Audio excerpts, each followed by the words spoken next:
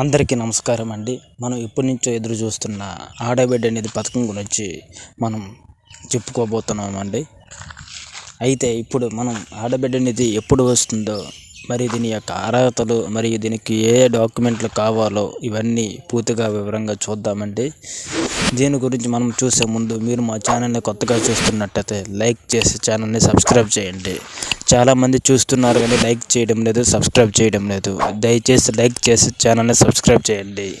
మన కూటమి ప్రభుత్వం అధికారంలోకి వచ్చే నుంచి సూపర్ 6 పథకాల్లో భాగంగా ప్రతి పథకాన్ని అమలు చేస్తూ ఒకదాని తర్వాత ఒకటి చేస్తూ వస్తున్నాయి.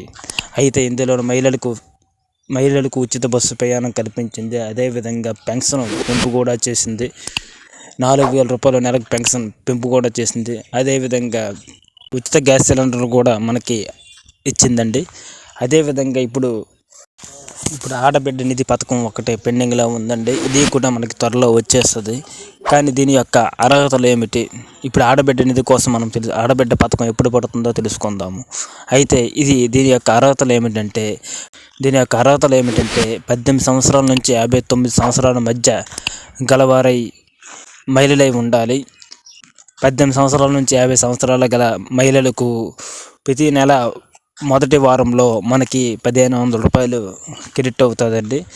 ఒకవేళ నెల మొత్తానికి ఇవ్వకపోతే మొత్తానికి 18,000 రూపాయలు మన అకౌంట్లో క్రెడిట్ చేసే అవకాశం కూడా ఉందండి. అయితే ఇప్పుడు మనకి ఇది ఇంకా మొత్తం సంవత్సరంలో ఇవ్వాలా, ప్రతి నెల మనకి ఇవ్వాలా అని ఆలోచిస్తున్నారండి. అందుకని ఇప్పటి వరకు మనకి ఇంకా సమాచారం రాలేదు.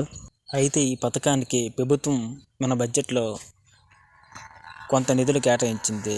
మొత్తం 3,341 కోట్లు కేటాయించగా ఇందులో బీసీ మహిళలకు 1,690 కోట్లు, అయితే ఇతర వెనుకబడిన వర్గాలకు 629 కోట్లు కేటాయించగా మైనారిటీ మహిళలకు 83 కోట్లు ప్రత్యేకంగా కేటాయించింది.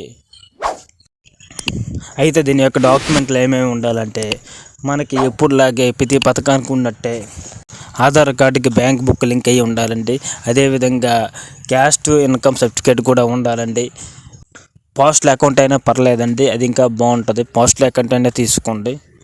అయితే ఈ పథకం మనకి డిసెంబర్లో మొదలయ్యే అవకాశం ఉందండి. కొత్త సంవత్సరం గాను మనకి విడుదల చేసే అవకాశం ఎక్కువగా ఉన్నట్టు కనిపిస్తుంది.